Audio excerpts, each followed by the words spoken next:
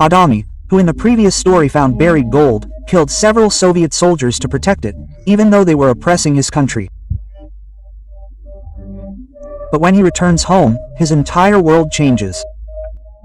Bollywood Silver Screen presents Sisu's Road to Revenge. This story is set 2 years after the first story. The year is 1946. World War II is over, and Atami returns home. He finds his family gone. In fact, his family has been killed by the Soviet army. This leaves Atami deeply saddened, and he wants to leave this place forever. This place, Karelia, was once part of Finland. However, an agreement was reached between Finland and the Soviet Union, which led Finland to hand over the area to the Soviet Union, ensuring lasting peace in Finland. Adami wants to rebuild his house in Finland in memory and honor of his family. That's why he writes numbers on every piece of wood in the house, after which, he takes out the wood and loads it into a truck. He is accompanied by his dog. He puts the dog in the truck and leaves, hoping to leave this part of Soviet Russia as soon as possible and reach Finland and rebuild his home. On the other side, we are shown another prisoner in a Siberian prison. A general comes to him and tells him, during the war, you went with your battalion to Karelia, Finland, which is now part of Soviet Russia. There, you committed a massacre. In this massacre, you also killed a family, that of Atami, who killed 300 Red Army soldiers. He was a commando. He was very dangerous and became very famous after killing 300 of our commandos. I want you to kill Atami. I am ready to give you whatever you need. If you kill Atami, I will set you free forever. Quote. This prisoner, named Igor, agrees to the general's request. Atami is carrying all his household belongings when 2 army officers stop his truck. Atami sees another vehicle approaching from behind. He understands that their intentions are not good. Atami is asked for his passport. Atami hands it over. The passport is shown to the officer sitting in the car behind, who is none other than Igor, the man who killed Atami's entire family. When Igor sees the passport, he realizes that this is Atami. He says, I heard that Atami loves his old house very much. That's why he probably wants to move somewhere else. Why not burn it down along with his house? Quote. Tammy watches everything through the side mirror of his truck. He sees one of the officers lighting a liquor bottle on fire, the other readying his gun. He realizes he's about to be attacked, but before they can, Atami kills them both, and as he flees with his truck, a soldier enters his truck, whom Atami knocks unconscious with a single shot. Atami realizes that the soldier's gun is empty of bullets. After the soldier regains consciousness, Atami orders him to load it with bullets. He then sends another army truck after him. After the soldier leaves, Atami stops his truck and kills all the soldiers in the second army truck that follows. By this time, Igor has also arrived in his jeep. Atami spots him. The soldier accompanying him tries to attack Atami. But before he can fire, Atami shoots him instead. Igor is also in front of him. Atami doesn't know that Igor killed his entire family. Igor is unarmed. Therefore, Atami doesn't fire at him, but instead blasts his jeep's tire and escapes with his truck. But Igor radios some Bakars, who begin pursuing Atami. Igor also fixes his jeep's tire and begins pursuing Atami himself. Atami, aware that more soldiers will follow, changes his route. Pargor is a very clever man. He discovers Atami's ploy and informs his Bakars, who then converge on Atami once again. Atami fires at the Bakars, who are wearing bulletproof jackets and helmets. Therefore, his bullets don't affect them. Then, a Bakar fires at Atami, wounding him. Atami's truck overturns before he can do so. He manages to control his truck. A goat man runs over his truck and fires from above.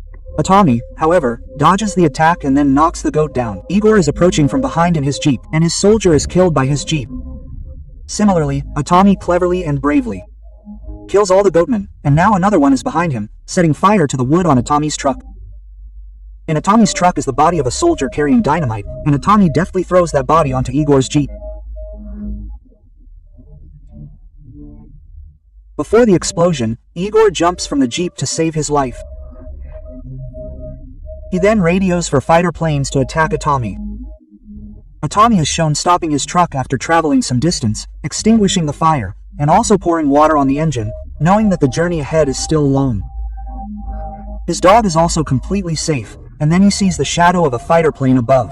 He understands that he is about to be attacked, so he quickly starts the truck and leaves.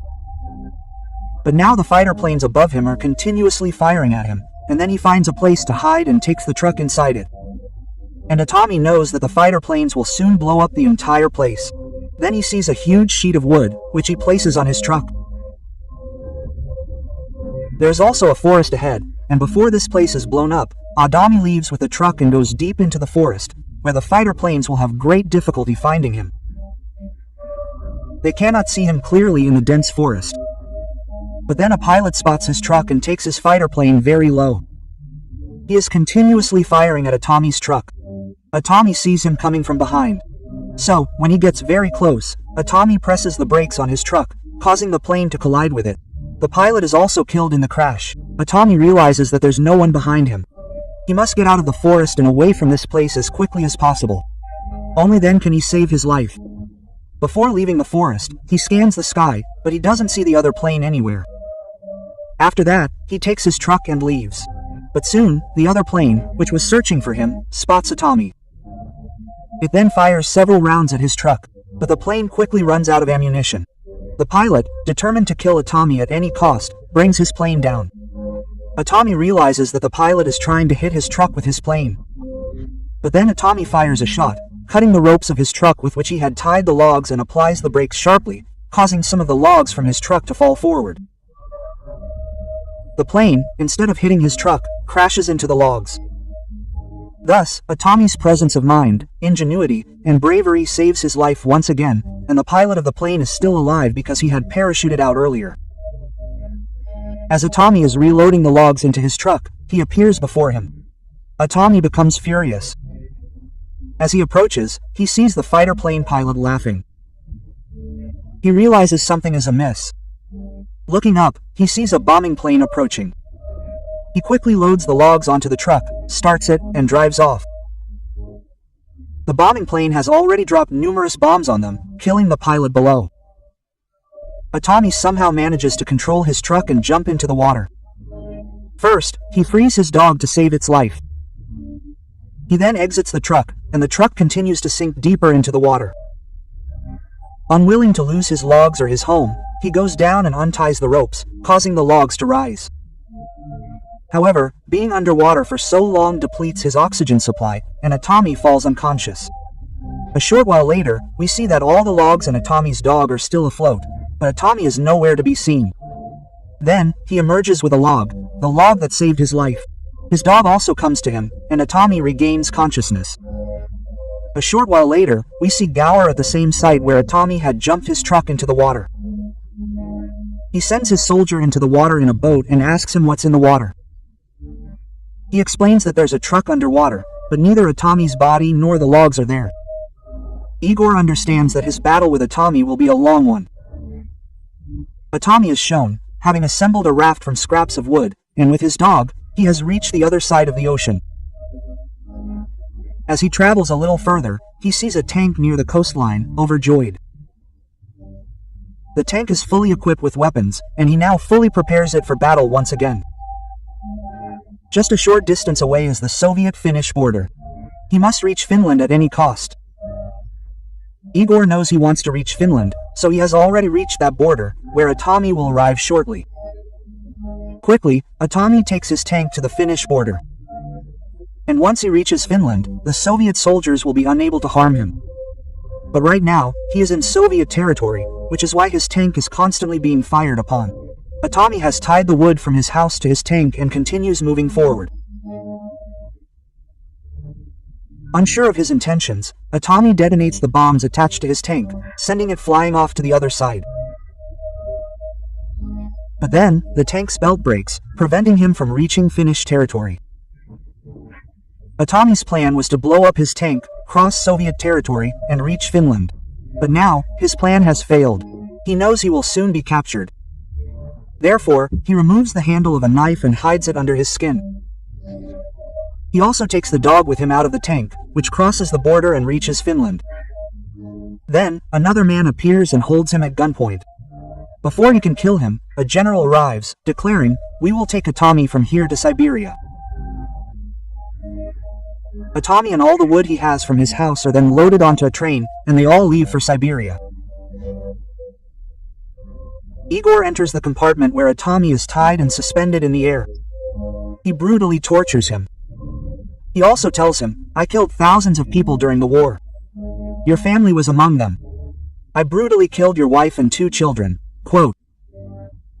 Hearing this, Atami realizes that the killer of his family was none other than Igor. Then another person leaves. He goes into the compartment where all the officers are sitting. And Atami, hearing that the killer of his family was none other than someone else, cannot control his anger and uses all his strength to break the rope, causing him to fall. There are 2 soldiers outside, one of whom enters. Atami takes out the knife he had hidden under his skin and kills the soldier. When he emerges, another soldier sees that Atami has brutally assaulted him, panicking and jumping off the moving train. Atami then enters a compartment where many soldiers are sleeping, and some of them quickly wake up. Silently, Atami kills them all one by one, seals the compartment, and exits. Atami then climbs onto the train, but then hits an iron pipe, causing him to fall into another compartment where all the soldiers are awake, making it difficult to capture or kill Atami. Atami kills all the soldiers with his machine gun. Meanwhile, we see another soldier with the officers. He hears gunfire and realizes Atami is the one who is responsible. He exits his compartment. He sees gunfire erupt inside the rear carriage. Atami is about to reach him. Between the 2 carriages is a carrier containing something. Igor separates the rear of the train from his carriage, meaning the front. Just then, Atami emerges. He sees Igor walking away from him before his very eyes. He then enters the compartment where all the officers are sitting. He is furious, so he shoots them all. The general says, "Leave me alone. There's a lot of money here. You can get out of here with this money. That's why you came here." Quote. Igor kills the general as well. He now has the money. Meanwhile, we see Atami removing the cloth from the object on the carrier. It is a missile which he activates, and when the missile moves forward, all the bogies also start moving forward, and soon Tammy reaches the other part of the train in which Igor is. He attacks Igor. Both of them beat each other badly, and now Igor gets frustrated. He says to Atami that, "What are you? Why don't you die?" After which he hits Atami hard. Atami falls at the place where the missile is, which is still activated and can blast any time. Another one says to Atami that, "Now before you die, do you want to say something?" Atami has unscrewed the nuts of the missile carrier from inside his mouth. The next moment, we see the missile launch, hitting Igor's carriage. The carriage in which Atami is traveling has no engine. Silio is left behind. The missile is in front of Igor, which explodes, killing him. Thus, Atami's revenge is complete. We are shown that after a 2-day journey, Atami reaches the Finnish border in a train car. This car also contains the wood from his house.